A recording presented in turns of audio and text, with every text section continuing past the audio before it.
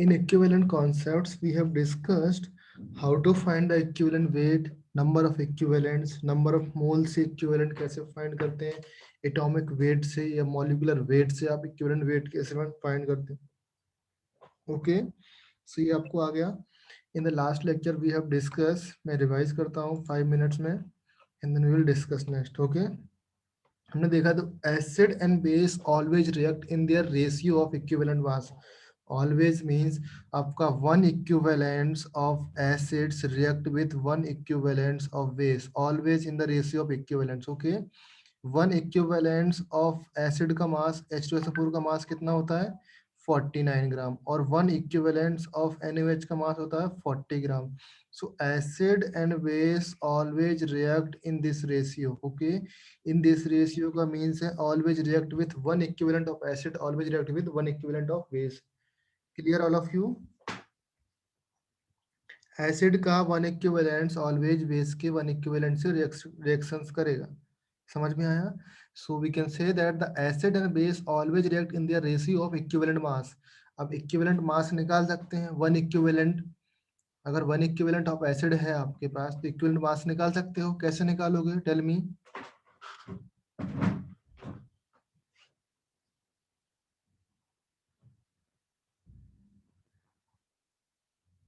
How to find, कैसे निकालोगे?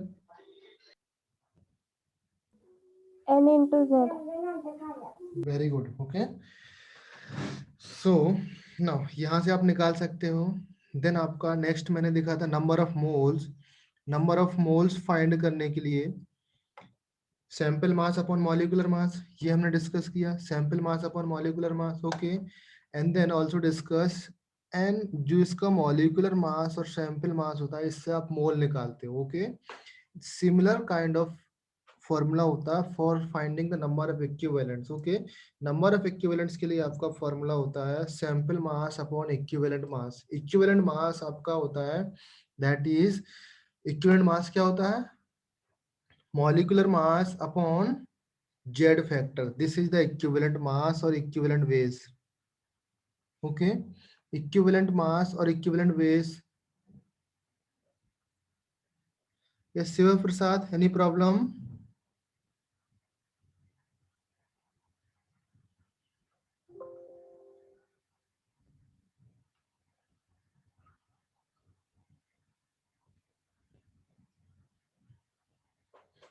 Okay,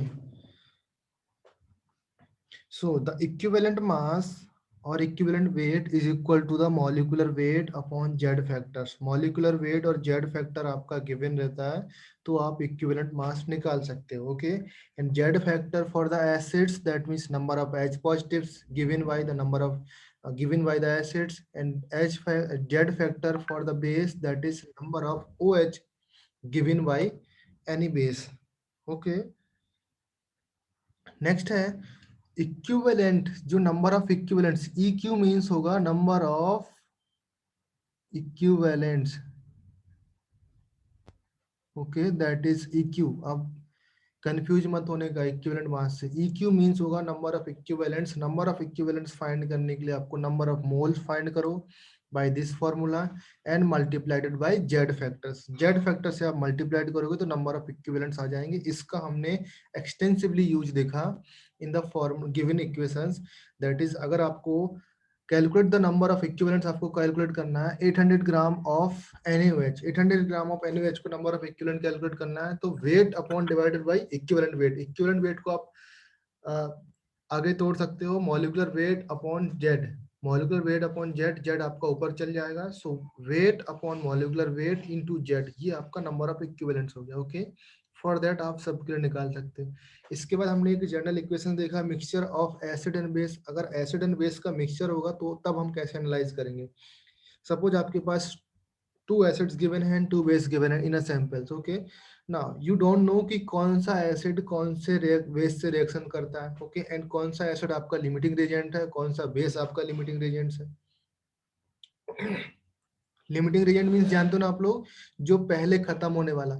suppose यहाँ के कुछ कंपाउंड्स 28 ग्राम इसका गिवन था, इसका भी कुछ एक्स, इसका भी x gram given, a gram given होगा, इसका b ग्राम गिवन होगा, इसका c ग्राम गिवन होगा, इसका d ग्राम गिवन होगा. Okay, so a gram of acid 1 react with c gram of इससे. ओके, नाउ ये a और c एक दूसरे को न्यूट्रलाइज करने के बाद कुछ सपोज दैट कि कुछ कंपाउंड्स ऑफ c बना, देन c आपका न्यूट्रलाइज करेगा फिर आपको b को, एंड b का आपका फिर कुछ रिमेनिंग बच जाएगा, दैट मीन्स b आपका न्यूट्रलाइज करेगा d को. तो इस तरीके से जो इक्वेशंस होगी by the concept of mole concept से यूज करेंगे तो वो थोड़ा सा ट्रिकी हो जाएगा. ओके, सो मैंने मोल कॉन्सेप्ट को यूज ना करते हुए इक्विवेलेंट कॉन्सेप्ट का यूज बताया मैंने आपको यहाँ पर. दैट इज आपको वेट गिवन होगा एंड उसके बाद आपको इक्विवेलेंट वेट गिवन होगा. इक्विवेलेंट वेट आप फाइंड, इक्विवेलेंट वेट अगर नहीं भी गिवन होगा तो आप ये जानते होगे. ओके, इक्विवेलेंट आप फाइंड कर सकते हो. नाउ नंबर ऑफ इक्विवेलेंट आप फाइंड कर सकते हो by the ratio weight upon equivalent weight. जब ये फाइंड कर लोगे तो एसिड्स और बेस के जो OH आयंस और H आयंस होंगे वो पर्टिकुलर रेशियो में ही कनेक्ट करते हैं, रेशियो में ही रिएक्ट करते हैं. मैंने अभी देखा लिखाया था, that is acids and base always react in the ratio of equivalent mass. That means one equivalent of acid react with one equivalent of base. तो total number of equivalents of acid react with total equivalent of base. तो मैंने यहाँ पर acid का equivalent add किया and total base का equivalent add किया. तो equivalent of acids is always equal to the equivalent of base. Okay, अगर completely neutralization हो रहा है तो, अगर completely नहीं हो रहा है that means कुछ amounts of acids और as well as base का बच जाएगा. समझ में आया? Yes, any doubt?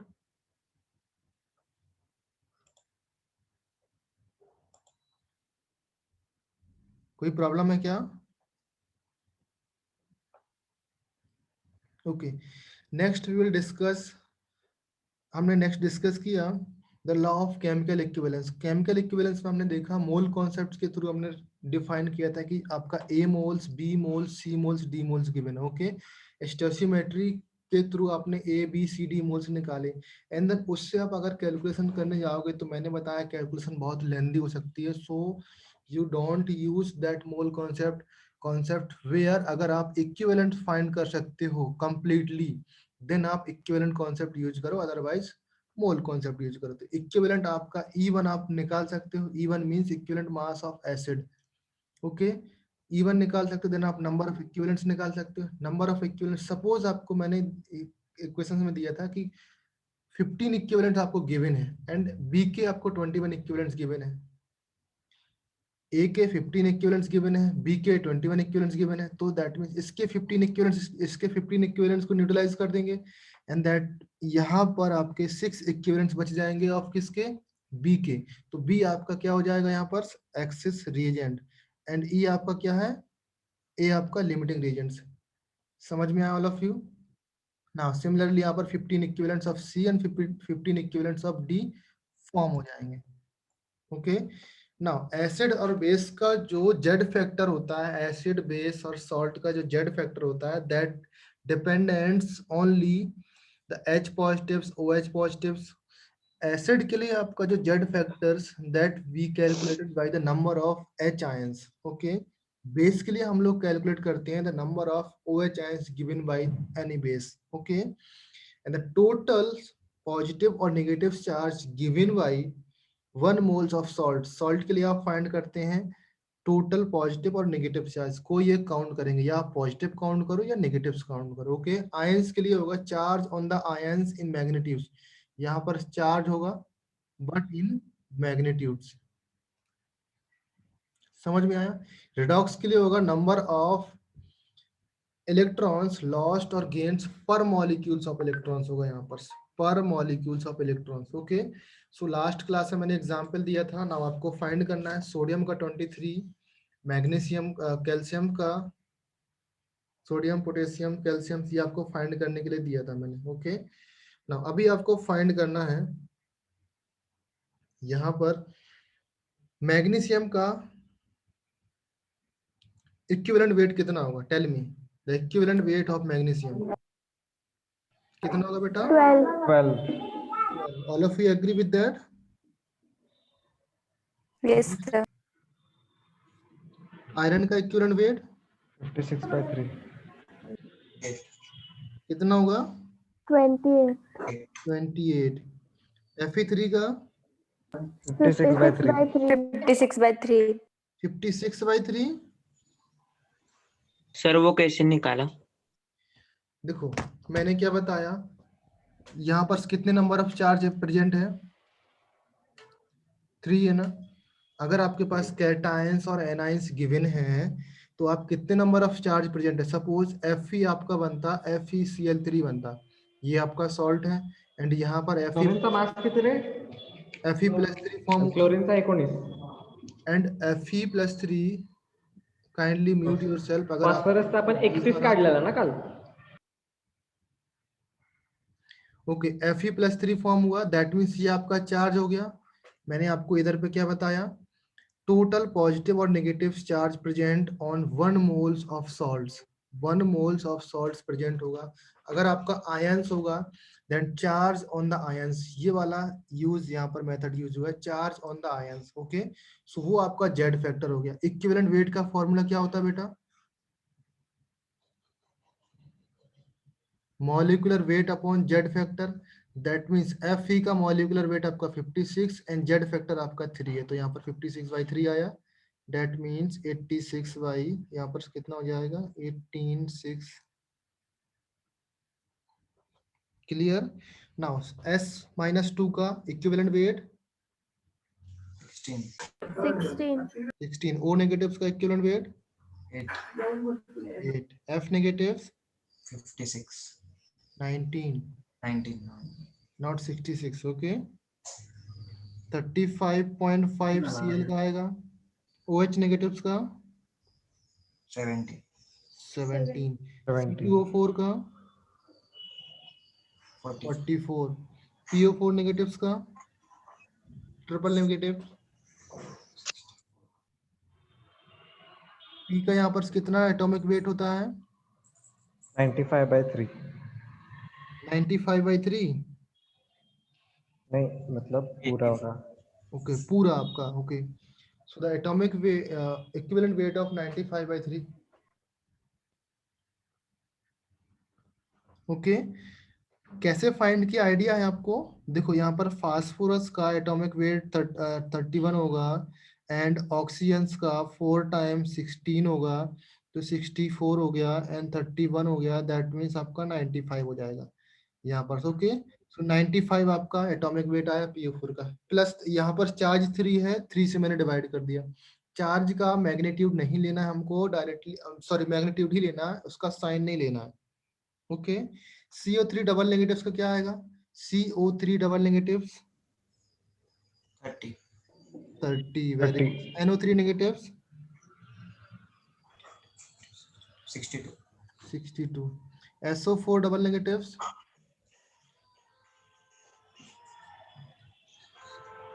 48.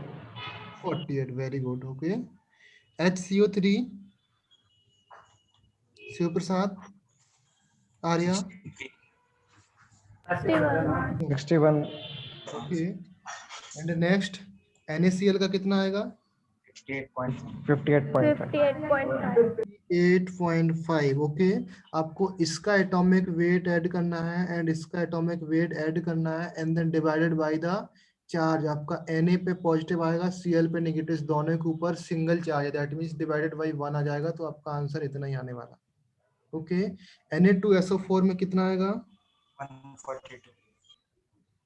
Na2SO4 का 71. Na2 का 23 इंटू 2 प्लस सल्फर का 32 152. प्लस 64 डिवाइडेड बाई कितना आएगा? 2। ओके नाउ कैलकुलेट करो, यहाँ पर से कितना आया? ये 46 एंड ये इतना, दैट मीन्स 106/2 53 आया, सॉरी 70 बनाएगा, 70 बनाएगा। क्लियर है all of you? Sir upon 2 क्यों किया? अपॉन 2 यहाँ पर से कितना नंबर ऑफ चार्ज होगा? -2। यहाँ पर अगर इसको मैं अलग करूंगा तो 2Na पॉजिटिव हो जाएगा प्लस SO4 डबल नेगेटिव हो जाएगा। तो आप चार्ज देखो, अगर पॉजिटिव चार्ज में काउंट करता हूं तो कितना चार्ज होगा यहाँ पर?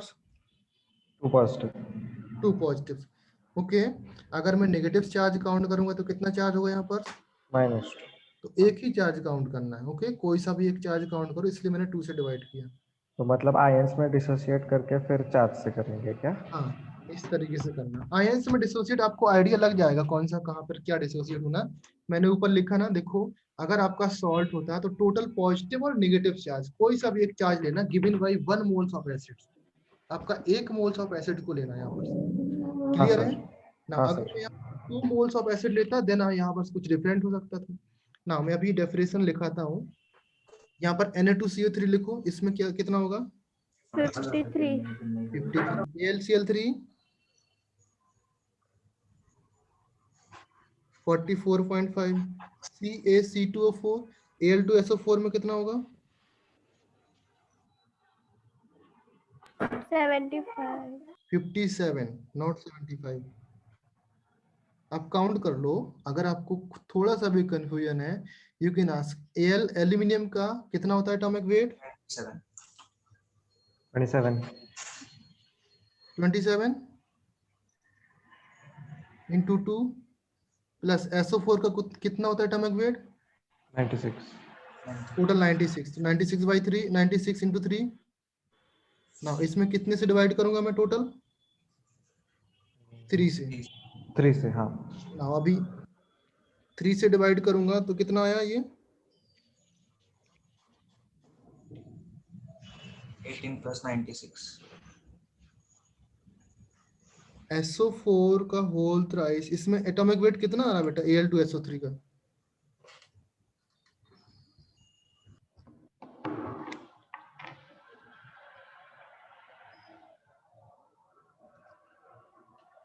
फाइंड करो बेटा एल्यूमिनियम सल्फेट का एटॉमिक वेट,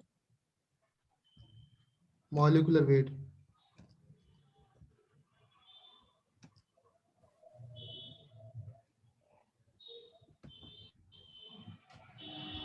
देखो इसका आपका आंसर आने वाला है, इसमें डिवाइडेड बाई 3 होगा, 3 डिवाइडेड बाई होगा, सॉरी 3 नहीं होगा, यहाँ पर कितना नंबर ऑफ चार्ज हुआ? 6 हुआ ना? 6 नंबर ऑफ चार्ज, तो 6 से डिवाइड होगा। देन यहाँ पर आप कैलकुलेट करोगे, आई थिंक 27 2, इस तरीके से आप कैलकुलेट करो 2 362। 3 टाइम्स, ओके, एंड 3 से 9 टाइम्स, ओके, एंड ये भी 3 से 2 टाइम्स, 2 से ये 9 टाइम्स, 48। 48 प्लस 9 कितना हो जाएगा? 57। समझ में आया ऑल ऑफ यू? देखो एल्यूमिनियम का अगर हम लोग इस तरीके से टोकेंगे दैट मीन्स 2Al प्लस 3 और 3SO4 डबल नेगेटिव्स, इस तरीके से सॉल्ट में डिसोसिएट होगा। एंड देन यहाँ पर चार्ज कितना है? 6 नेगेटिव है एंड 6 पॉजिटिव है। दैट इज वाई हमने यहाँ पर 6 से डिवाइड किया। यहाँ पर CaC2O4 है, CaC2O4 क्या हो जाएगा? हर्षदास डिवाइड बाई 6 मैंने इसलिए किया बिकॉज अभी मैंने क्या बताया बेटा, the Z equivalent weight is equal to होता है molecular weight divided by Z factors. ये फॉर्मूला सबको आइडिया है। एंड जेड फैक्टर्स कैसे आता है ये देखो, Z factor for the salts the total positives और negatives charge given by 1 moles of salts. मैंने लिया था Al2SO4 का होल थ्राइस, ओके ना। 1 मोल्स ऑफ Al2SO4 कितना नंबर ऑफ चार्ज देगा ना? इसको मैं डिसोसिएट करूंगा, that's V forms Al plus 3 plus SO4, 3 moles of SO4 double negatives, 1 moles of aluminium sulphate को अगर मैं डिसोसिएट करूंगा देन हमको 2 मोल्स ऑफ Al प्लस 3 मिलेगा and 3 moles of Al SO4 का SO4 डबल नेगेटिव्स मिलेगा। सो मैंने क्या बोला था, 1 मोल्स ऑफ सॉल्ट को डिसोसिएट करने पर जितना नंबर ऑफ चार्ज मिलता है उससे आपको डिवाइड करना, वो आपका जेड फैक्टर होता है। समझ में आया all of you? Clear? Yes, sir. Okay now आप इसको इस तरीके से भी आइडिया लगा सकते हो। यहाँ पर जो इक्विवेलेंट वेट आया, इक्विवेलेंट वेट ऑफ दिस 9, ये किसका आया? एल्यूमिनियम का। देखो ऊपर एल्यूमिनियम का इक्विवेलेंट वेट 9 आ रहा है ना यहाँ पर, क्लियर है ना, सबको समझ में आया। एंड दिस 48 किसका इक्विवेलेंट वेट है, यहाँ पर देखो किसका आया, SO4 डबल नेगेटिव का। सो आप यहाँ से क्या कंक्लूजन निकाल सकते हो, कंक्लूजन निकाल सकते हो the equivalent weight of salt is equal to the equivalent weight of cation plus equivalent weight of anion। ये कंक्लूजन निकला। देखो ऑब्जर्व करो, आप Al2SO4 को ऑब्जर्व करो, यहाँ पर Al2SO4 है, यहाँ पर फिर से मैं आपको दिखाता हूँ आपको Al2SO4 का होल थ्रस्ट, किसी भी सॉल्ट को ले सकते हो आप लोग, नॉट ओनली Al2SO4। Al2 के लिए 27 into 2 plus 96 into 3 divided by कितना 6 से किया, okay, by the formula, formula से डिवाइड किया, फिर मैं इस फॉर्मूले से आता हूँ, इसको डिवाइड करने से आपका आया 27/2 कितना आया 54 प्लस 96 इंटू 3 करो कितना आएगा 3 इंटू 6 दैट मीन्स 18, 3 इंटू 9 27, 27 28 288 आया, 288 प्लस 54 करो कितना आएगा,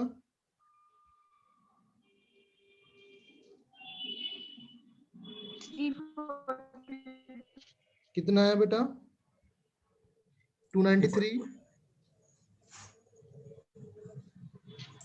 294, 384, 342 आया, 343 डिवाइडेड बाई 6। नाउ 342 को 6 से डिवाइड करेंगे, इसको जब कैंसल आउट करेंगे तो कितना आया 57 आएगा। समझ में आया ऑल ऑफ यू। नाउ अभी आप फाइंड करो इक्विवेलेंट वेट ऑफ कैटाइंस, यहाँ पर कैटाइंस क्या होगा एल्यूमिनियम +3 होगा, एंड एनाइंस क्या होगा आपके सामने SO4 double negative. Equivalent weight of cations कितना होता है 9, एंड इसका इक्विवेलेंट वेट कितना होता है 48। देखो अभी आपने सॉल्व किया, देखो यहाँ पर इक्विवेलेंट वेट ऑफ कैटाइंस कितना है SO4 है, सॉरी एनाइन, और कैटाइंस कितना है 9 है, इसको ऐड कर दोगे कितना आ जाएगा that is also come 57।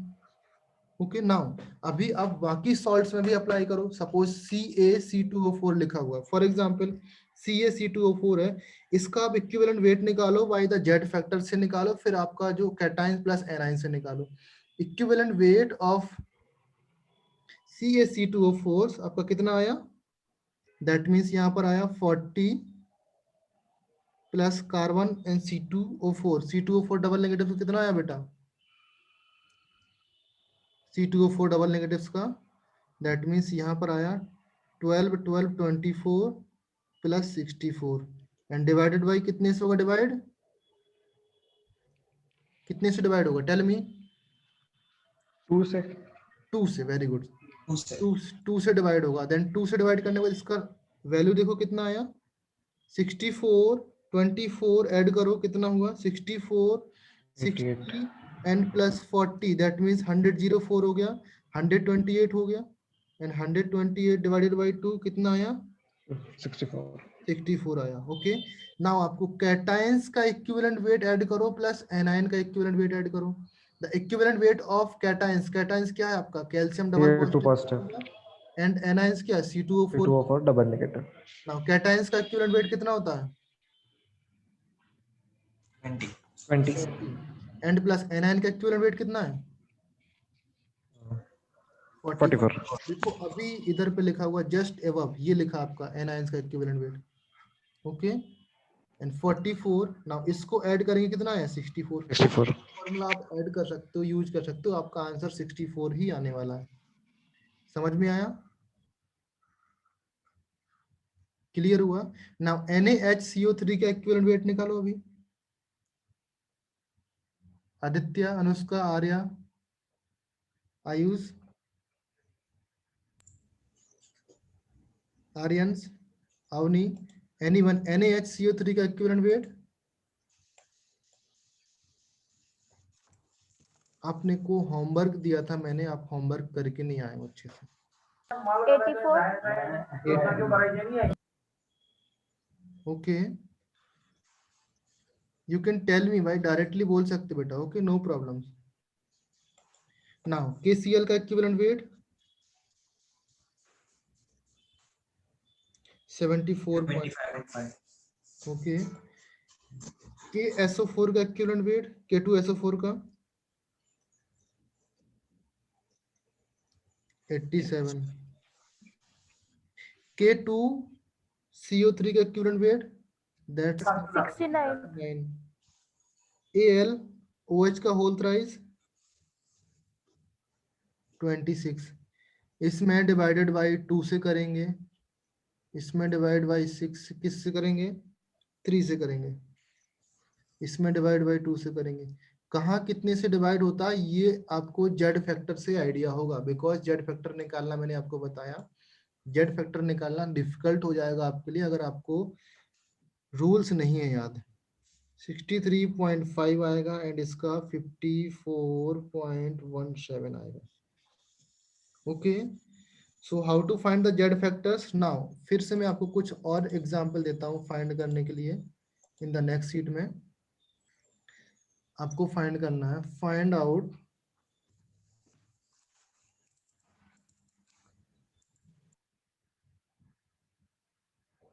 The equivalent weight of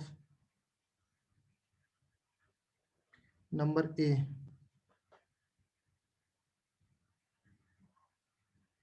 Na2SO4। Na2SO4 का इक्विवेलेंट क्या वेट क्या होता है now, equivalent weight of salt is equal to equivalent weight of cation plus equivalent weight of anions। ये आपका बैकग्राउंड में आप लिख सकते हो, इसको समझ में आना चाहिए। सो यहाँ पर सोडियम का इक्विवेलेंट वेट कितना होता है, सेल आई राइट 23 प्लस SO4 का equivalent weight 48 that's comes out 71। Clear all of you. Next अगर मैं बात करूं question number B, the equivalent weight of Na2 dot 10H2O, इसका इक्विवेलेंट वेट क्या होगा, इक्विवेलेंट वेट होता है सॉल्ट्स कितने नंबर ऑफ H आयंस और सॉरी सॉल्ट्स कितने नंबर ऑफ पॉजिटिव्स और नेगेटिव्स आयन देता है विथ 1 मोल्स ऑफ सॉल्ट्स। अगर आप इसको डिसोसिएट करोगे that gives you 2 Na positives and SO4 negatives. ये डिसोसिएट करेगा तो यही मिलेगा, यही मिलने वाला ना सबको, समझ में आ रहा ना। नाउ तो यहाँ पर जो इसका इक्विवेलेंट वेट होता है, इक्विवेलेंट वेट वाला फॉर्मूला क्या होता है, equivalent weight is equal to molecular weight by Z factors. Now molecular weight कितना हो जाएगा 23 इंटू 2 प्लस 96, 96 किसका है बेटा SO4 plus 10 into 18 divided by 2. Now this is for the sodiums, this is for the SO4 and this is for the H2O। समझ में आया। So total इसका इक्विवेलेंट वेट आएगा दैट्स कम्स आउट 161। समझ में आया all of you, sir yes any problems. Sir H2O में H plus ही आएगा तो उसका Z फैक्टर 1 आएगा ना। उसका जेड फैक्टर्स नहीं हमको कैलकुलेट करना है फॉर सॉल्ट, बिकॉज ये क्रिस्टल फॉर्म में होगा तो हमको वो डिसोसिएट नहीं होता है। समझ में आया, वो पूरा मॉलिक्यूल्स अलग हो जाएगा अगर उसको हीट करते हैं तो। हाँ समझ सर, फिर उसको 2 से क्यों डिवाइड करेंगे? 2 से, बिकॉज यहाँ पर कितने नंबर ऑफ पॉजिटिव आयंस है बेटा, वही तो मैं बोल रहा हूँ आपसे, कितने नंबर ऑफ पॉजिटिव्स और नेगेटिव्स, कोई सा भी आयंस देखो, चार्ज कितना है यहाँ पर +2 और -2। ओके। चार्ज क्या होगा सोडियम +2 हो जाएगा एंड 2 सोडियम होगा ना, बिकॉज यहाँ पर 2 है एंड यहाँ पर SO4 कितना हो जाएगा माइनस नेगेटिव -2। आप कोई सा भी चार्ज ले लो, नॉट ओनली कि मैंने +2 क्यों लिया या -2, आप ये वाला चार्ज ले सकते हो, तब भी आपको मैग्नीट्यूड से डिवाइड करना है। माइनस और प्लस तो मैंने यूज किया नहीं, तो माइनस प्लस आपको भी यूज नहीं करना है। यहाँ पर अगर इस साइन की बात करूं, सोडियम आपका सिंगल साइन देता है, बट यहाँ पर 2 नंबर ऑफ सोडियम्स है, देखो यहाँ पर, तो यहाँ पर टोटल सोडियम का साइन भी आपका 2 आ जाएगा, बिकॉज मैंने क्या बोला, 1 मोल्स ऑफ सॉल्ट कितने नंबर ऑफ चार्ज देता है, डेफिनेशन में क्या था, 1 मोल्स ऑफ सॉल्ट कितना नंबर ऑफ चार्ज देता है हमको। समझ में ऑल ऑफ यू, 2 से डिवाइड क्यों किया मैंने, मैं 3 से डिवाइड क्यों नहीं कर सकता, 4 से क्यों नहीं कर सकता, 5 से क्यों नहीं कर सकता, हमको जेड फैक्टर्स किस पे डिपेंड करता है ना। फिर से मैं राइट डाउन करता हूं, यहाँ पर जो जेड फैक्टर होता है, Z factor depends only H positives given by acid acids and OH negatives given by base. base and charge given by beta ions. 1 moles of salts, 1 moles of salts, okay, only magnitude लेना, okay. And next आएगा आपका, next क्या था, ions, charge on the ions, okay, only क्या लेना है, magnitude लेना है, ओके। नेक्स्ट क्या था बेटा, नंबर ऑफ इलेक्ट्रॉन लॉस्ट और गेन, ओके। इसको हम लोग बाद में एलेबोरेट करेंगे इन रिडॉक्स, ओके। जब ये रिडॉक्स, ये पूरा इक्विवेलेंट कॉन्सेप्ट खत्म हो जाएगा, देन मैं इसको एवेलुएट करूंगा, ओके। तो ये जेड फैक्टर्स की कंडीशन हो गई। यहाँ पर एसिड तो है नहीं, Na2SO4 क्या है बेटा, ये आपका सॉल्ट है ना, तो सॉल्ट वाली कंडीशन लगेगी। सॉल्ट की कंडीशन क्या है, charge on given by 1 moles of acids. Charge क्या हो सकता है, पॉजिटिव भी हो सकता है, नेगेटिव भी हो सकता है, कोई एक चार्ज लेना है आपको, मे बी पॉजिटिव ले सकते हो और you can take negative charge, okay. But आपको क्या लेना है, मैग्नीट्यूड लेना है। तो पॉजिटिव और नेगेटिव चार्ज तो सेम ही आने वाले हैं। अगर आप Na2SO4 को डिसोसिएट करोगे, 2 Na पॉजिटिव मिलेंगे, SO4 नेगेटिव से मिलेंगे। यहाँ पर आपका +2 चार्ज मिलता है एंड यहाँ पर आपका -2 चार्ज मिलता है। किसी एक चार्ज को आप लेकर के यहाँ पर डिवाइड कर दिया। क्लियर ऑल ऑफ यू, समझ में आया? Is there anyone have any doubts, किसी को कोई प्रॉब्लम है क्या? सर मतलब सिर्फ मास के लिए सभी कंसीडर करेंगे और एक इक्विवेलेंट मतलब जेड फैक्टर के लिए सिर्फ सॉल्ट का चार्ज। हाँ, जो जेड फैक्टर होगा, जेड फैक्टर सॉल्ट के लिए आपको सिर्फ चार्ज से डिवाइड करना है, ओके। आपको टोटल मास लिया एंड सिर्फ सॉल्ट से डिवाइड किया, टोटल मास में आपका H2O भी कंसीडर हो जाएगा। नाउ नेक्स्ट एग्जांपल देखो, आप समझ जाओगे। इसका नाम आपको आइडिया है कि इसका नाम क्या होता है, name of this elements?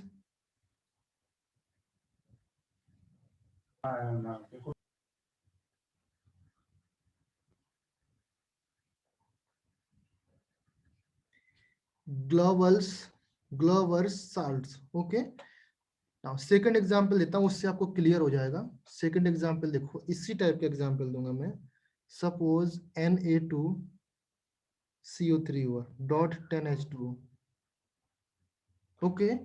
Na2CO3 में आपको क्या निकालना है, इक्विवेलेंट वेट निकालना। तो सपोज Na2CO3 का इक्विवेलेंट वेट कितना होता है, 69 होता है। सही से देखो बेटा, यहाँ पर देखो, पूरा कैलकुलेट करो, 23 इंटू 2 प्लस 12 प्लस 3 इंटू 16, कितना आएगा बेटा, इक्विवेलेंट वेट डिवाइडेड बाय 2। अभी मैंने वाटर मॉलिक्यूल्स नहीं लिया, ओके। बट आपका पूरे का जब आप इक्विवेलेंट वेट निकालोगे तब वाटर मॉलिक्यूल्स लेना पड़ेगा। मैं सिर्फ इसकी बात कर रहा हूँ। इसका इक्विवेलेंट वेट आएगा, इक्विवेलेंट वेट ऑफ कैटायंस और equivalent weight of anions, okay. That means ये आपका आएगा 23 एंड ये CO3 का इक्विवेलेंट वेट कितना होता है, आप लोग भूल कैसे जाते हो? CO3 का 30। इक्विवेलेंट वेट यहाँ पर देखो 30 आता है। ये देखो CO3 लिखा ना, सो CO3 का इक्विवेलेंट वेट आएगा आपका 30। ओके, सो अगर इक्विवेलेंट वेट ऑफ Na2CO3 का फाइंड करूं, that is only Na2CO3, not water molecules involve नहीं है इसमें, तो यहां से भी आपका आ जाएगा 53। समझ में आया ये चीज? Now if we talking about सारे कंबाइंड H2O, इसका मैं इक्विवेलेंट वेट निकाल रहा हूँ, कंबाइंड इसमें H2O भी है, देन मुझे पूरे का मॉलिक्यूलर मास लेना पड़ेगा, molecular mass upon Z factor. तो मॉलिक्यूलर मास के लिए मुझे क्या करना पड़ेगा? 223 into 2 plus 12 plus 3 into 16 plus 10 times into 18, यही आएगा, एंड डिवाइडेड बाई 2। समझ में आया ऑल ऑफ यू? क्लियर हुआ या नहीं हुआ? और you can write down here, यहां से यहां तक की जो वैल्यू है इसको मैं क्या लिख सकता हूँ? 53 plus 180/2 and that gives us 143। All of you समझ में आया? अगर 10H2O आपका आया दैट मीन्स इसका इक्विवेलेंट वेट 143 होगा। सिर्फ और सिर्फ Na2CO3 है, देन इसका इक्विवेलेंट वेट 53 होगा।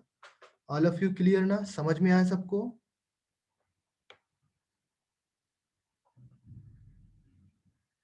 क्लियर हुए ना सब लोग? डाउट क्लियर हुआ? Yes sir. इसका नेम है washing soda. Okay, washing soda आप लोग जानते हो। Yes sir. Now all of you, next question आप लोगों को सॉल्व करना है, that is C parts CaSO4 dot 2H2O. Tell me the equivalent weight of CaSO4 dot 2H2O. Equivalent weight मुझे बताओ,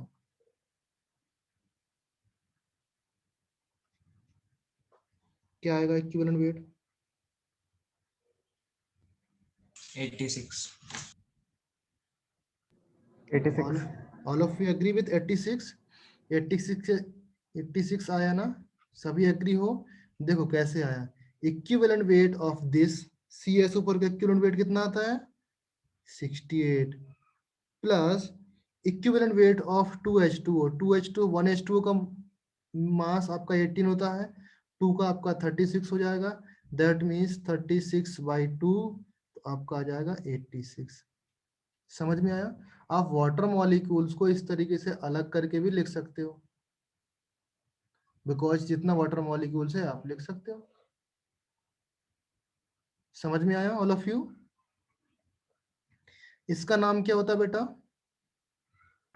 gypsum. Gypsum, very good. Next आपका example है, example number D हो गया था, सी हो गया, example number, this is D, this is E. ये एग्जाम्पल है CaSO4 डॉट हाफ H2O। इसका इक्विवेलेंट वेट बताओ all of you. Equivalent weight 77। 77, how? 72.5। Very good, 72.5। 72.5। okay, so here 72.5 आएगा, because the equivalent weight of CaSO4 कितना है? 68, according to the above equations। यहाँ पर ही मैंने 68 लिखा। okay, and plus equivalent weight of half H2O। half H2O कितना होता है बेटा? 9। 9, 9/2, 9/2 होगा।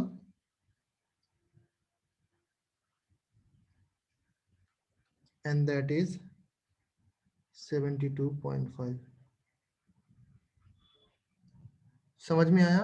देखो मैंने 9/2 क्यों लिखा, समझ में आया? ऑलरेडी आपको यहाँ पर हाफ H2O है, दैट मीन्स आपको यहाँ पर क्या करना पड़ेगा, 18/2 करके आपको 9 निकालना पड़ेगा, एंड दैट 9 आपका यहाँ पर आया। ये आपका 2 कहाँ से आया, from Z factor. Z factor, and that 2 कहाँ से आया, फ्रॉम दिस 2। समझ में आया, क्लियर हुआ सबको। In the name of this compound, इसका नेम क्या होता है बेटा, Plaster of Paris. POP।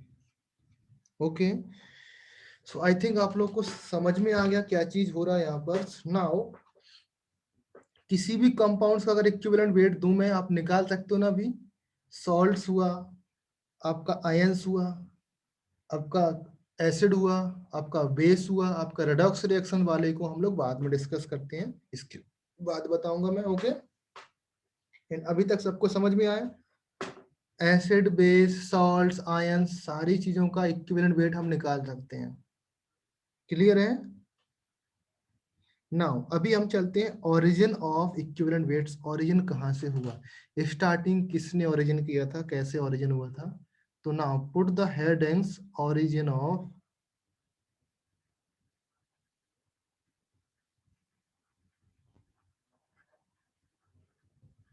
Equivalent concepts.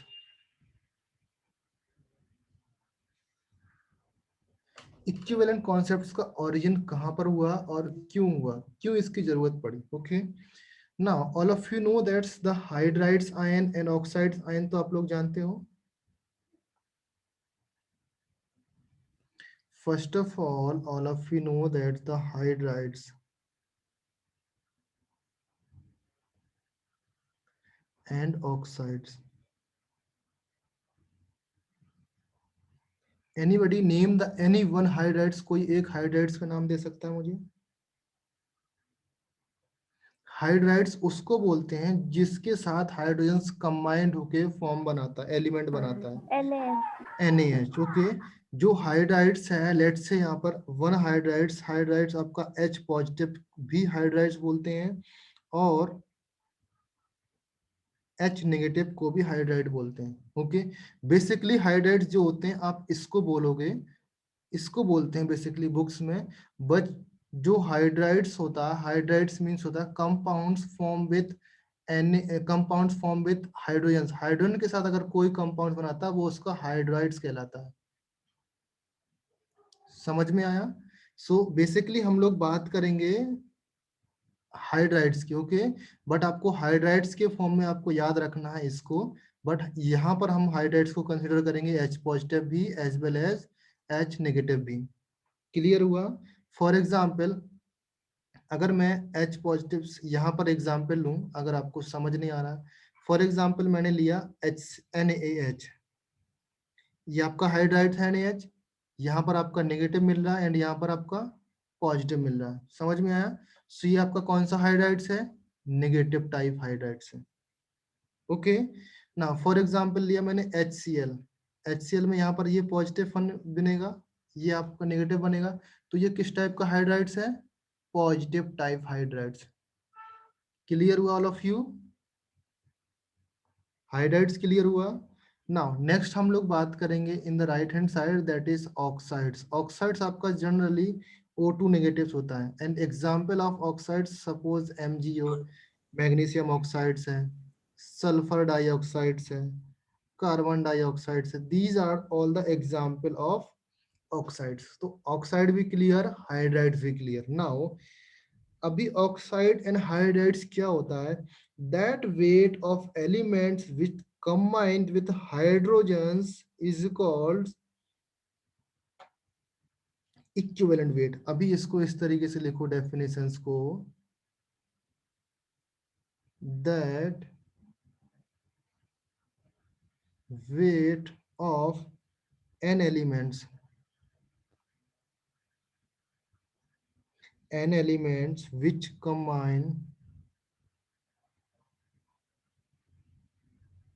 which combines with 1 gram of hydrogen,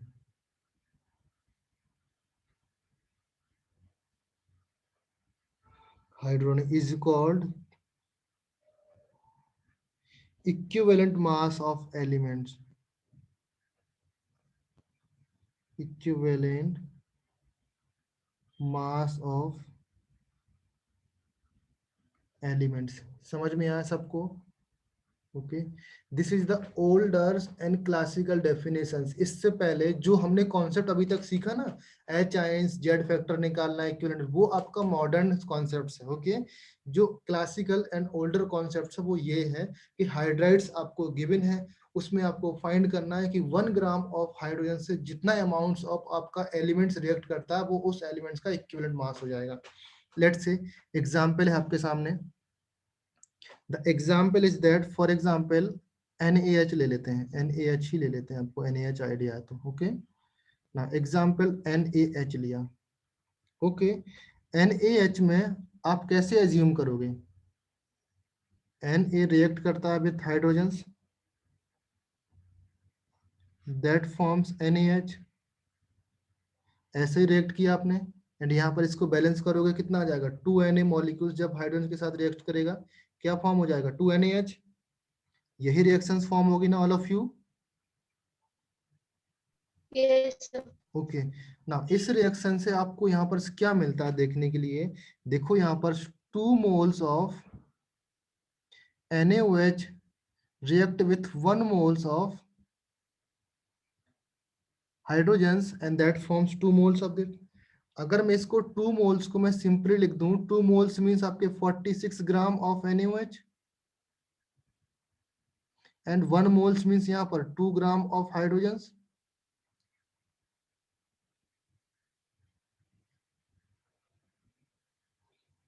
clear है ना, ये समझ में आया? 2 moles मीन्स आपका 46 gram of NaOH, 1 moles means 2 gram of NaOH। ये चीज अगर नहीं आती है then go back to your mole concept. अगर ये चीज नहीं आती आपको देन आप मोल कॉन्सेप्ट रिवाइज करो आप। ओके, मोल कॉन्सेप्ट का रिवीजन लेक्चर चल रहा है, उधर पे आ सकते हो आप लोग। ओके, 2 मोल्स से आपके ग्राम निकालना। एक आपका वाई मैप होता है, यहाँ पर मास होता है, नंबर होता है, एंड यहाँ पर वॉल्यूम एट एसटीपी होता है, एंड यहाँ पर मिडिल में होता है मोल। आपको मास से मोल में जाना है या मोल से मास में जाना, वो आपको कन्वर्ट करने के लिए यहाँ पर सिखाया जाएगा। ओके नाउ, सो अब 2 ग्राम ऑफ हाइड्रोजन्स, यहाँ पर रिएक्शन हो रहा है। 2 gram of hydrogens react with 46 gram of H2O and forms this much amount of hydrides. Okay, so if we can say that's 1 gram of hydrogens अगर react करेगा तो 1 gram of hydrogens के लिए कितने NaOH की जरूरत पड़ेगी? 23 grams. Okay, so we can say that this 23 grams is the equivalent weight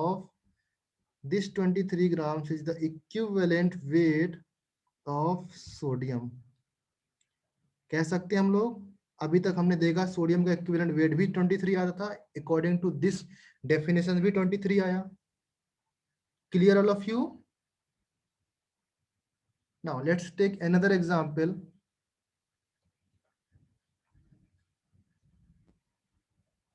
यहां पर एग्जांपल है AlH3, एल्यूमिनियम हाइड्राइड्स। ओके ना, इसमें आपको रिएक्शन लिखने की भी जरूरत नहीं है, आप लोग डायरेक्टली आइडिया लगा सकते हो। यहाँ पर 3 gram of hydrogens, yes Anushka. Okay, यहाँ पर देखो इन दिस इक्वेशंस, अगर आप एल्यूमिनियम की रिएक्शंस करोगे with hydrogens that forms AlH3। यहाँ पर मुझे इन दिस कॉन्सेप्ट इस इक्वेशंस की भी जरूरत नहीं है, बिकॉज हम लोग आइडिया लगा सकते हैं यहाँ पर कितने ग्राम ऑफ हाइड्रोजन्स है। यहाँ पर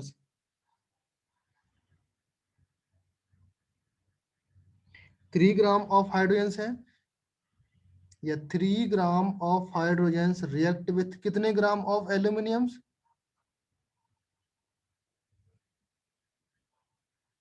27 gram of aluminium. So 1 gram of aluminiums कितने से रिएक्ट करेगा? 27/3, that is equal to 9 gram of aluminium. Okay, and that 9 gram is the equivalent weight of aluminium. All of you agree ना? अगर आप by the equations जाओगे, by the reactions जाओगे, उससे भी मैं आपको बता दे रहा हूँ यहाँ पर एल्यूमिनियम प्लस आपका हाइड्रोजन मिक्स होकर के आपका AlH3 फॉर्म करेगा। यहाँ पर 2 हाइड्रोजन होगा, यहाँ पर 3 होगा। दैट मीन्स मुझे इस तरीके से बैलेंस करनी पड़ेगी। नाउ यहाँ पर 2 मोल्स ऑफ हाइड्रो एल्यूमिनियम्स है एंड 3 मोल्स ऑफ हाइड्रोजन्स हैं, ये फॉर्म करते हैं ना। वी कैन से दैट 3 मोल से हम लोग क्या निकाल सकते हैं, 1 मोल्स में कितने ग्राम ऑफ H2 होती हैं, 2 ग्राम। देन 3 मोल्स में कितने ग्राम ऑफ H2 आएगा, that is 6 gram. Okay, and 2 moles में एल्यूमिनियम कितना होगा आपका, 2 मोल्स में एल्यूमिनियम 54 ग्राम। ओके, नाउ अभी आप देखो 6 मोल से आपका 54 ग्राम फॉर्म हो रहा है, तो आपका 3 मोल से कितना फॉर्म हो जाएगा, 27. 27। तो आपका 1 मोल से कितना, 1 ग्राम से कितना फॉर्म हो जाएगा, 9. 9 ग्राम। समझ में आया आपको? मैंने आपका Yes, sir. डायरेक्टली 3 मोल से आपको जो यहाँ पर 3 लिखा, मैंने ये 3 लेकर के डायरेक्टली आपको रिएक्शंस फॉर्म करा दिया इक्विवेलेंट वेट निकल, तो ये आपका इक्विवेलेंट वेट हो जाएगा। समझ में आया आपको? क्लियर हुआ? Yes. नाउ अभी हमने देखा था definitions by the hydrides. Okay, जो हाइड्राइड्स की डेफिनेशंस है उसके थ्रू हमने देखा कि aluminium hydrides and sodium hydrides. Okay, now let's talk about the B parts. B parts means आपका आएगा ऑक्साइड्स, जो आपके ऑक्साइड्स हैं। Let's take that weight of hydrogens, जो यहाँ पर रिएक्शन लिखी थी, this is the A parts. Okay, इस A parts that weight of elements which combined with 1 gram of hydrogens. यहाँ पर कितने ग्राम ऑफ हाइड्रोजन से कंबाइंड हो रहे थे, 1 gram of hydrogen. Okay, now similar case अगर ऑक्सीजन की बात करूं तो ऑक्सीजन के लिए आपका आ जाएगा 8 gram of oxygen. Okay, now let's take similar headings. यहाँ पर क्या आएगा, यहाँ पर that weight of an elements which combined with 8 grams of oxygen.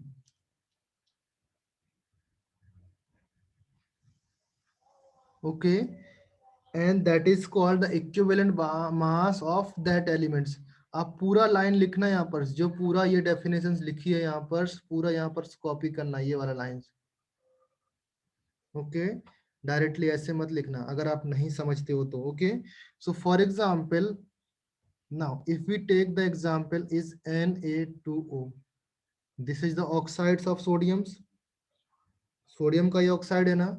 अगर मैं इसका एग्जांपल लूं यहाँ पर, दैट मीन्स यहाँ पर कितने ग्राम ऑफ सोडियम रिएक्ट करता है बेट। अगर इसके लिए मैं बात करूं यहाँ पर, तो ऑक्सीजन कितने ग्राम है, 16 gram of oxygen O react with 46 gram of Na। भाई 16 ग्राम ऑफ O से रिएक्शंस करने के लिए 46 ग्राम ऑफ Na चाहिए। Is that clear all of you? यहाँ पर एल्यूमिनियम का कितने ग्राम है, अगर मैं एल्यूमिनियम का फॉर एग्जांपल इस तरीके से रिएक्शंस मान लो, Na प्लस O2 है आपका। ओके, यहाँ पर क्या फॉर्म हो जाएगा, Na2 फॉर्म हो जाएगा। ऑल ऑफ यू 2 से मल्टीप्लाइड किया, 2 से मल्टीप्लाइड किया। नाउ यहाँ पर 1 मोल्स ऑफ ऑक्सीजन, तो यहाँ पर 46 आ जाएगा, एंड यहाँ पर कितना आ जाएगा, 16 ग्राम।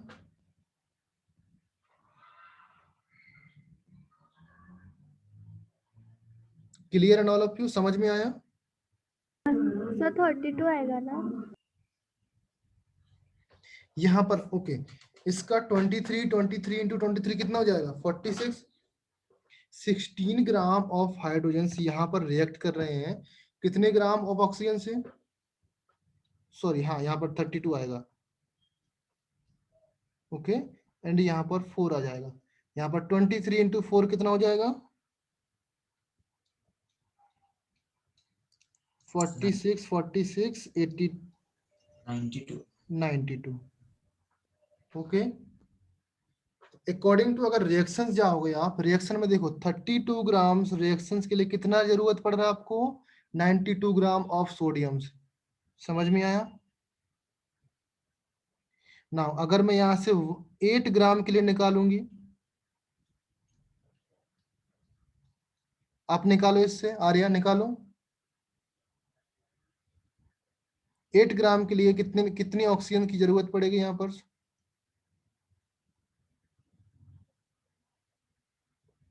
आप 32 ग्राम ऑक्सीजन से आपका फॉर्म हो रहा, रिएक्शन कर रहा है 92 ग्राम ऑफ Na। तो आपका 8, पहले 1 के लिए निकालो। 1 ग्राम ऑफ ऑक्सीजन से कितना हो जाएगा, 92/32 Na। 8 ग्राम के लिए कितना आ जाएगा, 92/32 इंटू 8, 4 टाइम्स 4 से आप निकालो, कितना आया बेटा, 23 ऑफ Na। समझ में आया? देखो इसको मैं अच्छे से फिर से कर रहा हूं, अगर आपको समझ नहीं आया होगा तब। यहां पर आपका रिएक्शंस हो रहा है 32 gram of oxygen that required 92 gram of Na according to this equations. Okay, now यहाँ पर 1 ग्राम ऑफ ऑक्सीजन के लिए कितना आएगा बेटा, 92/32 ऑफ Na। ओके, देन आपका डायरेक्टली फिर यूनिटरी मेथड लगा रहा हूं यहाँ पर, ऑक्सीजन के लिए कितना आएगा,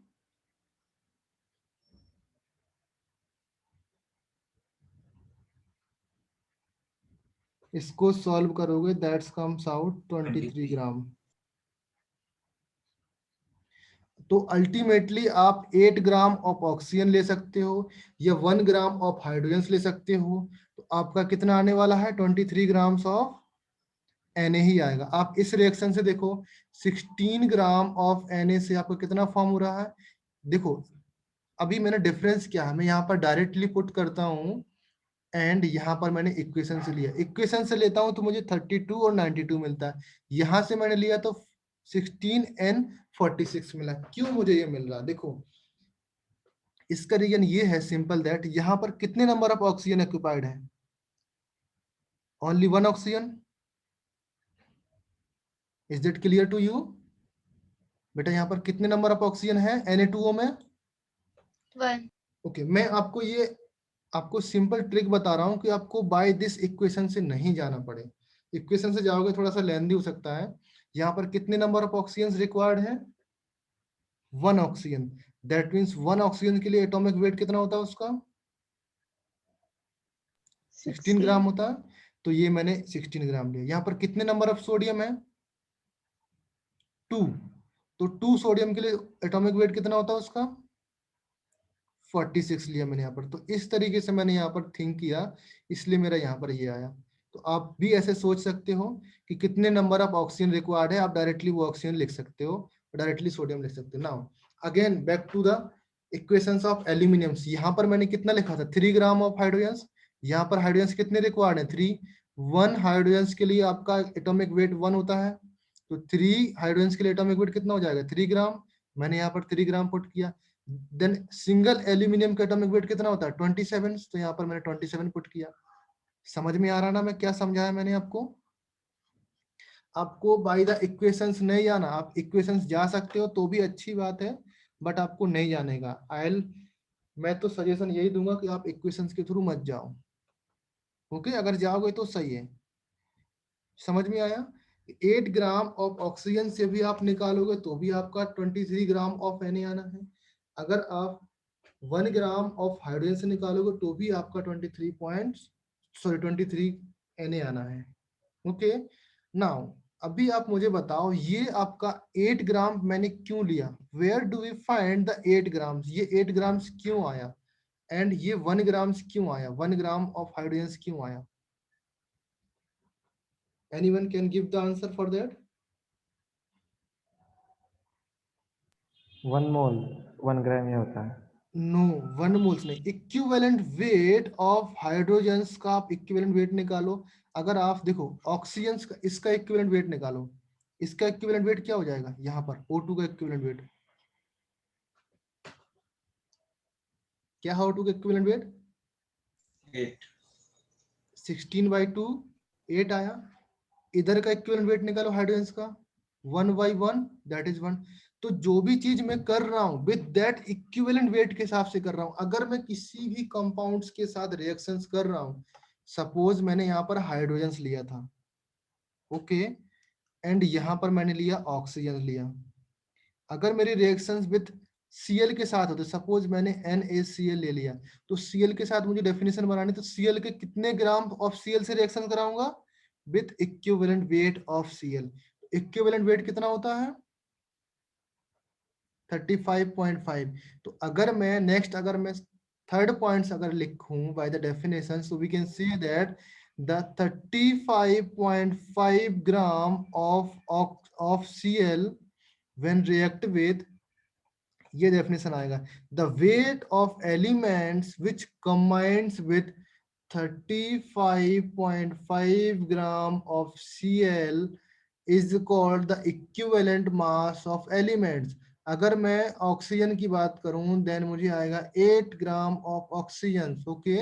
अगर मैं किसी और भी एलिमेंट्स की बात करूं तो वहां पर उसका इक्विवेलेंट वेट आएगा। क्लियर ऑल ऑफ यू, समझ में आया? बहुत ही सिंपल है, कंफ्यूजन नहीं है बिल्कुल। आप जितने ग्राम ऑफ इक्वेशंस, जितने ग्राम ऑफ एलिमेंट से रिएक्शंस करा रहे हैं वो उसका इक्विवेलेंट वेट होना चाहिए, तब ये क्लासिकल डेफिनेशंस वैलिड है, अदरवाइज वैलिड नहीं है। Clear all of you? क्या समझाया मैंने? Now anyone can explain me, मुझे बताओ।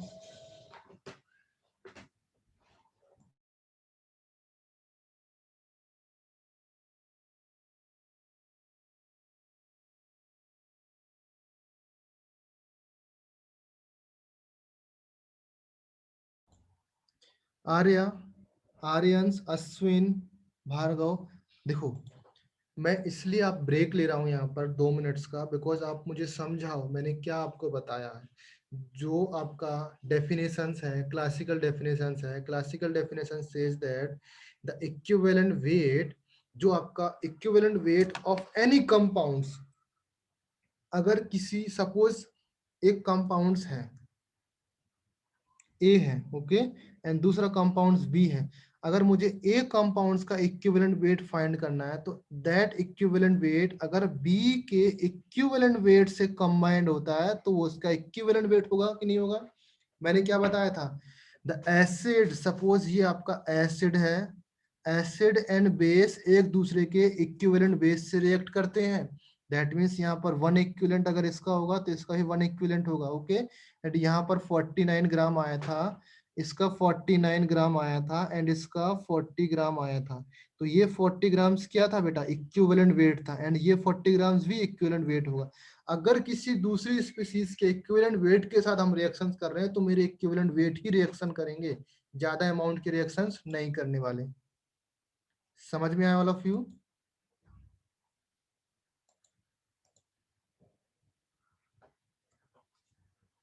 ऑक्सीजन के लिए इक्विवेलेंट मास आपका 16 नहीं होगा, बिकॉज क्यों नहीं होगा 16? ऑक्सीजन का ऑक्साइड्स आयंस कितना होता है बेटा, O2 डबल नेगेटिव्स होता है ना।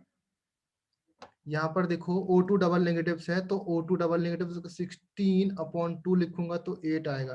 Clear Harshada? Yes sir. Okay, so I think सबको समझ में आ गया। तो नेक्स्ट डेफिनेशंस आपको क्या लिखना है, नेक्स्ट में आपको दिखा रहा हूं एग्जाम्पल्स, ओके, उसके बाद आप खुद से कर लेना, okay. That is the third definitions by the C, 35.5 gram of Cl और chlorine.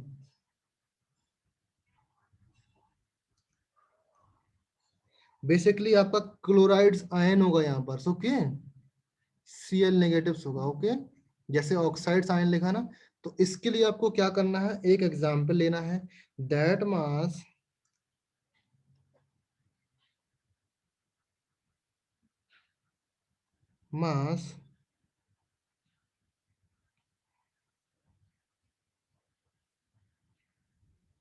that combined with how much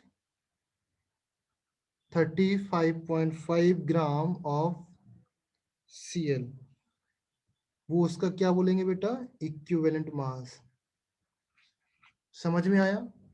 अगर कोई स्पीसीज है, थर्ड स्पीसीज है, आपको एग्जाम्पल लेना है, फॉर एग्जाम्पल आप इस तरीके से कर सकते हो, इसका एग्जाम्पल है NaCl, आपको इसको एलेबोरेट करना है। समझ में आया? इसका आप खुद से करके आना, एग्जाम्पल NaCl, आपको समझ में आएगा। 35.5 ग्राम से Na कितना रिएक्ट करता है, दैट इज ऑल्सो 23.5 ग्राम आएगा, सॉरी 23 आएगा। Okay, now the next concept is that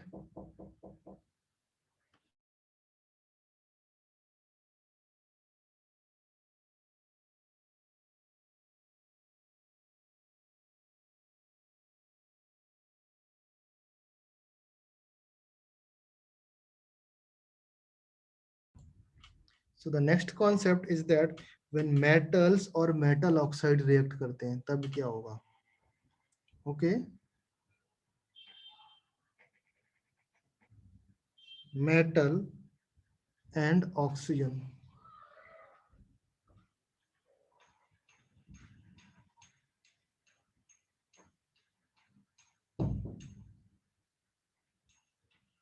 metal oxides,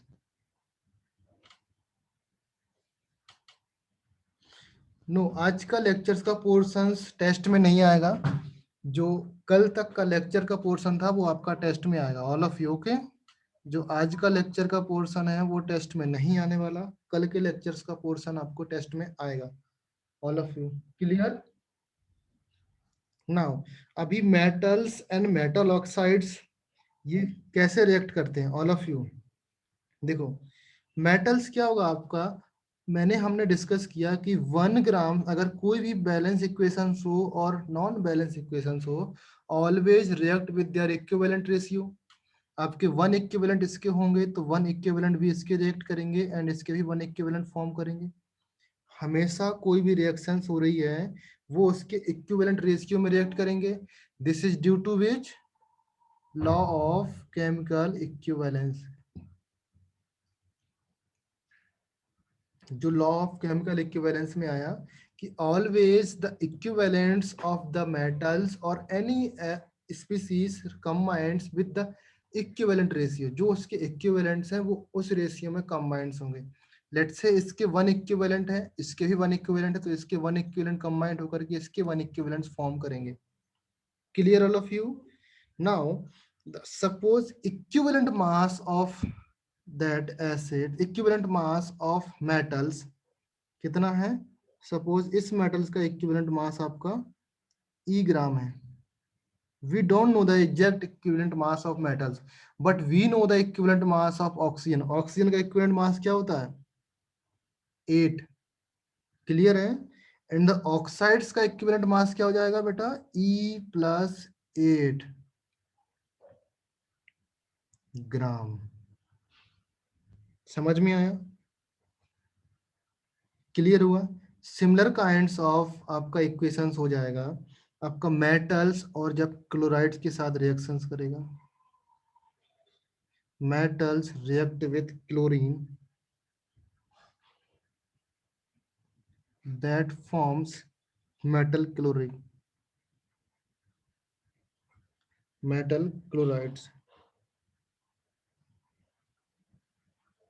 okay, इसके भी आपके 1 इक्विवेलेंट रिएक्शंस करेंगे एंड इसके भी 1 इक्विवेलेंट रिएक्शंस करेंगे, देन इसके भी 1 इक्विवेलेंट्स फॉर्म हो जाएंगे।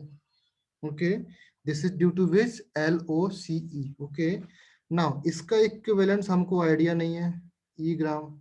इसका इक्विवेलेंट आपके 8 ग्राम नहीं, कितना होता है, 35.5 ग्राम होता है। इसका इक्विवेलेंट आपको हो जाएगा E प्लस 35.5 ग्राम। समझ में आया? सो जो मेटल्स होगा, अगर उसके इक्विवेलेंट रेशियो आपके बनाने हैं तो इस तरीके से हो जाएंगे क्लोरीन के साथ। नाउ अगर आपका कार्बोनिक एसिड रिएक्ट कर रहा है, next metal plus carbonic acid, तो कहने का मतलब ये है मेरा,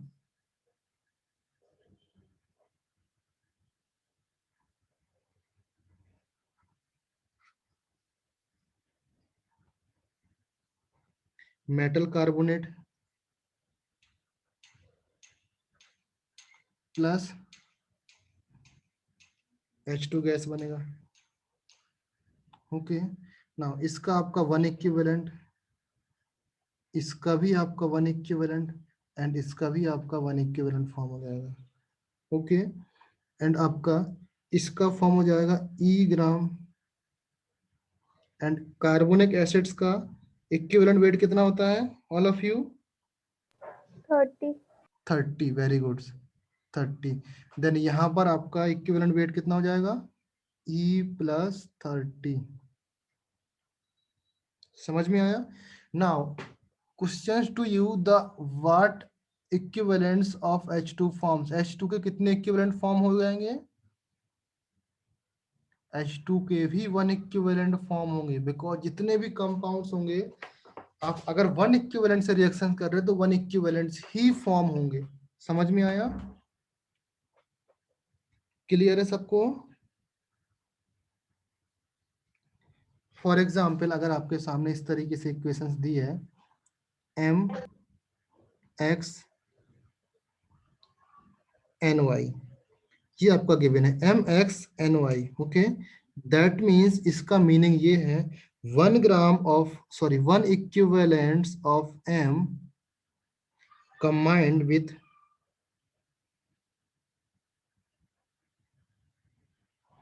1 equivalent of N। समझ में आया?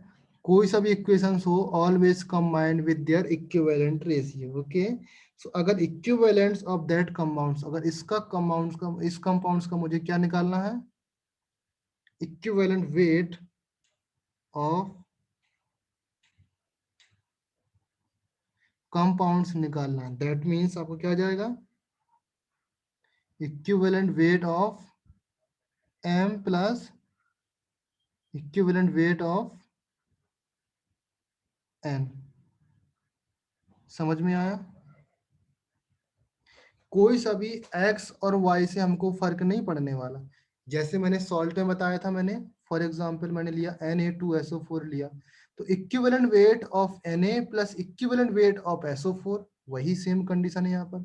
Equivalent weight of M plus equivalent weight of N, हमको नहीं फर्क पड़ने वाला यहाँ पर कि Na2 है या SO4 1 है या SO4 3 है। सिमिलर मैंने कहानी बताई थी Al2SO4 का होल थ्राइस, तो मैंने क्या काउंट कराया था? इक्विवेलेंट वेट ऑफ एल्यूमिनियम कितना 9 आया था, and equivalent weight of SO4 48 आया था, दैट्स कम आउट 57। तो सेम कहानी मैंने वो लॉजिक यहाँ पर आपको प्रूव किया कि equivalent weight one equivalents of M combines with one equivalents of N। तो ये आपको कहानी यहाँ पर क्लियर हुई। समझ में आया ऑल ऑफ यू? क्लियर है ना अभी आपको फाइंड करना है next equivalent volume of gases. अब गैस के लिए इक्विवेलेंट, अभी तक कंपाउंड्स थे आपके पास, तो आप इक्विवेलेंट मास फॉर्म कर रहे थे, मास बना रहे थे, मास आप पता कर रहे थे कितना हो जाएगा। ना अगर आप गैस है तो गैस का आप क्या निकालोगे? Equivalent volume. Equivalent volume of gas कैसे कंबाइन करते हैं, कैसे फॉर्म करते हैं, थोड़ा सा एक एग्जांपल लेता हूं and then we will stop here.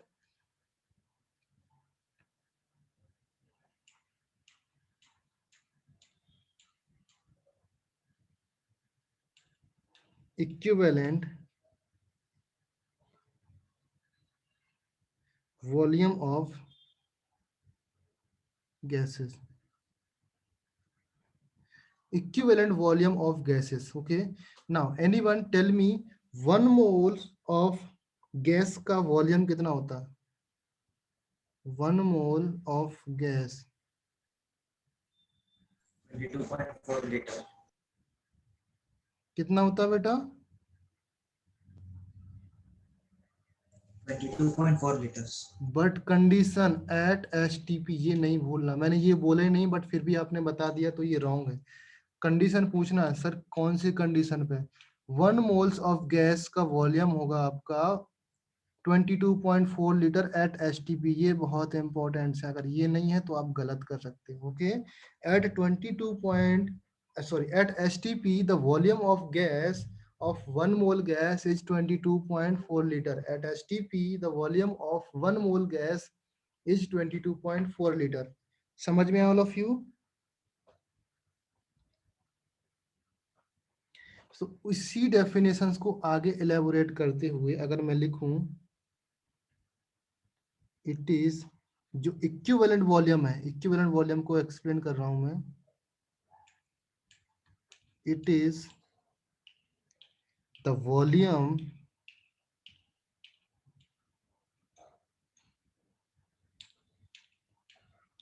occupied by one equivalent of gas at STP।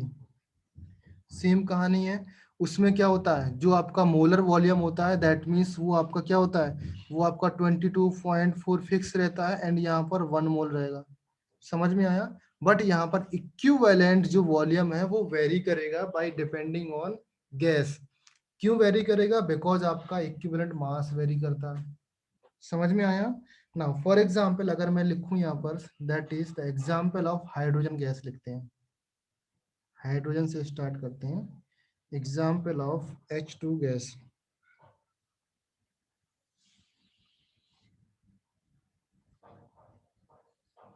Okay, now 1 moles of H2 gas at STP कितना लीटर होता है? H2 गैस का वॉल्यूम्स कितना होता है बेटा? 1 moles of H2 gas at STP कितना volume होता है? Tell me.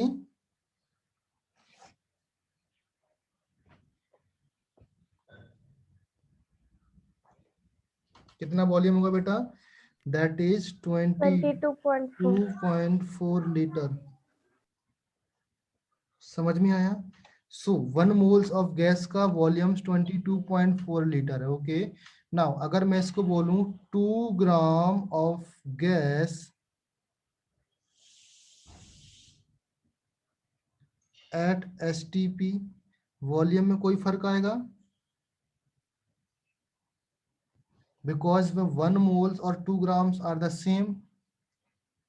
Now if we say that 1 moles की जगह मैंने 1 ग्राम ऑफ हाइड्रोजन बोल दिया, 1 gram of H2 eight STP, कितना हो जाएगा बेटा?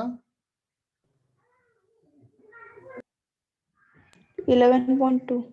11.2 लीटर्स। तो ये आपका वॉल्यूम हो गया and this is the called, अभी यो इक्विवेलेंट मास जो 1 ग्राम होता है ये होता है equivalent mass of hydrogen is equal to 1 gram. That is why we have to calculate the 1 gram. इन 1 ग्राम में कैलकुलेट किया एंड आपका जो ये वॉल्यूम आया कितना आया, इसको क्या बोलेंगे?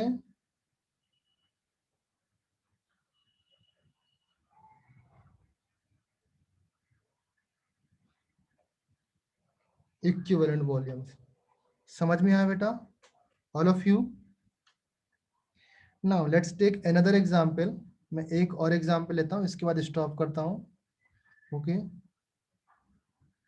Let's take example of chlorine Cl2। Okay, now for Cl2 1 mole of Cl2 का वॉल्यूम कितना होता है बेटा?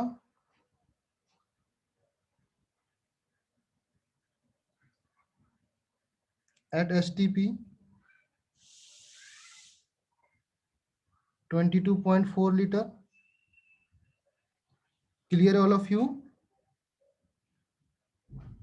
समझ में आया कि नहीं समझ में आया? 1 moles of Cl2 at STP कितना 22.4 लीटर। नाउ 1 मोल्स की जगह मैं क्या लिख सकता हूँ 71 gram of Cl2 at STP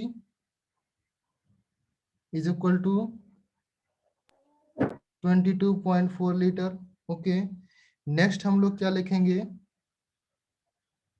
35.5 grams. 35.5 gram of Cl2 at STP कितना आ जाएगा बेटा 11.2.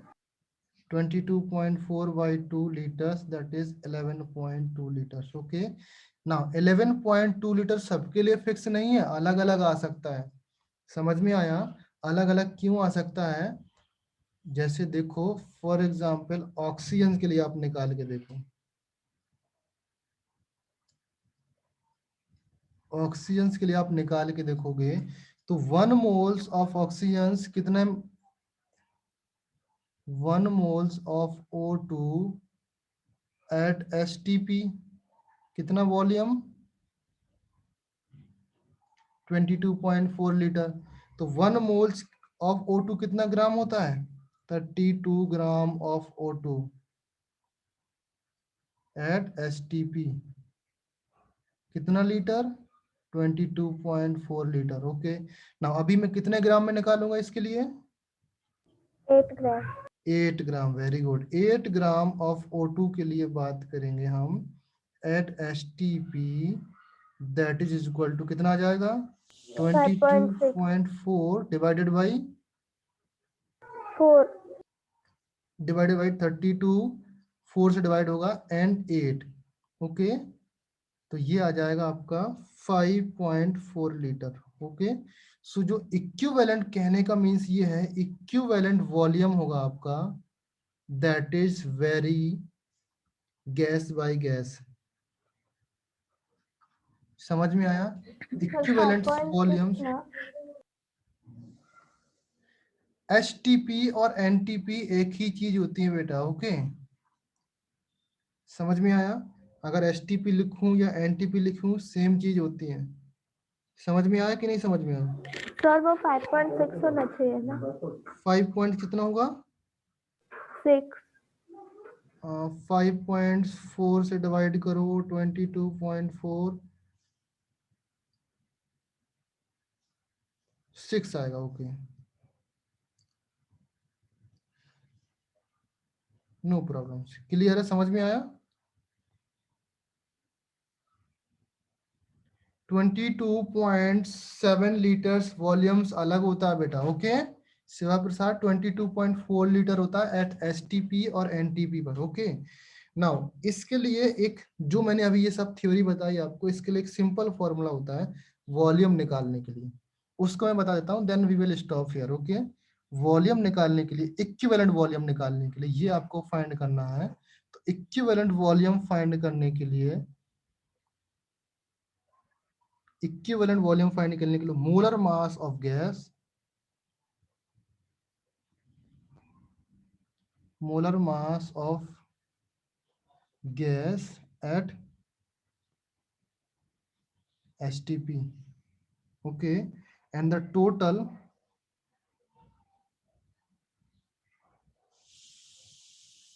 Z factor for gas.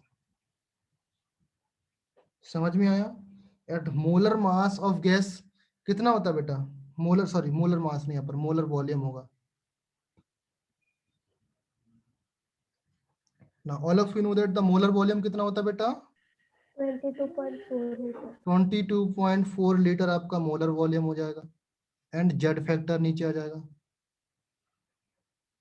Now Z factors निकालने के लिए आपको मैंने बहुत सारी मेथड्स बताए हैं। Okay, now if we take number of volumes sorry number of moles of gas, अगर यहाँ पर नंबर ऑफ मोल्स निकालूं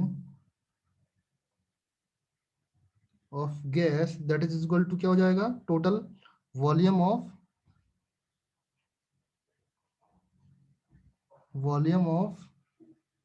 गैस एट एसटीपी जो हम लोग मोल कॉन्सेप्ट में डिस्कस किए एंड 22.4 लीटर। समझ में आया? ये आपका फॉर्मूला भी यूज होने वाला है। ओके, नेक्स्ट है number of equivalents of gas. अगर मुझे नंबर ऑफ इक्विवेलेंट्स निकालना है, that is number of equivalents of gas. Gas के इक्विवेलेंट्स फाइंड करना है, तो क्या हो जाएगा? Total volume of gas, total volume of gas at STP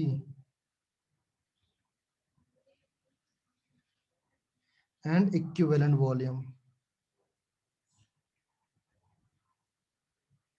okay, तो नंबर ऑफ वॉल्यूम्स ये आपको फाइंड करने होंगे इन एवरी क्वेश्चंस, आपको ये फाइंड करने होंगे। एंड ये इक्विवेलेंट, इसके लिए आपको जरूरत पड़ेगा इक्विवेलेंट वॉल्यूम का। एंड इक्विवेलेंट वॉल्यूम आप फाइंड करोगे हेयर से, यहाँ से फाइंड करो equivalent volume. Okay, and by this formula equivalent volume. अगर आपको कहीं मोल्स गिवन है, देन आप ये वाला मोल्स आपको फाइंड करना है, देन आप ये वाला फॉर्मूला यूज कर सकते हो। समझ में आया? तो this three formula extensively use होगा इन द टुमारो क्लास, जो आप कल क्लास करेंगे हम लोग। कल सिर्फ और सिर्फ न्यूमेरिकल डिस्कस होंगे, जो मैंने आज इतना भी थ्योरी बताया उस पे सारे पे क्वेश्चंस हम लोग डिस्कस करेंगे। ओके, समझ में आया? सो कल लास्ट लेक्चर्स होगा, बिकॉज सारे न्यूमेरिकल डिस्कस करेंगे विद द इक्विवेलेंट कॉन्सेप्ट का। इसके बाद फिर बैक टू हम रेडॉक्स रिएक्शंस में इक्विवेलेंट कॉन्सेप्ट का क्या यूज है वो हम लोग डिस्कस करेंगे। ओके, तो कल जो लेक्चर होगा वो इक्विवेलेंट कॉन्सेप्ट का लास्ट लेक्चर होगा, उसके बाद हम लोग रेडॉक्स रिएक्शन देखेंगे। समझ में आया ऑल ऑफ यू? नाउ इसको आप लोग देखना खुद से, अगर नहीं समझ में आता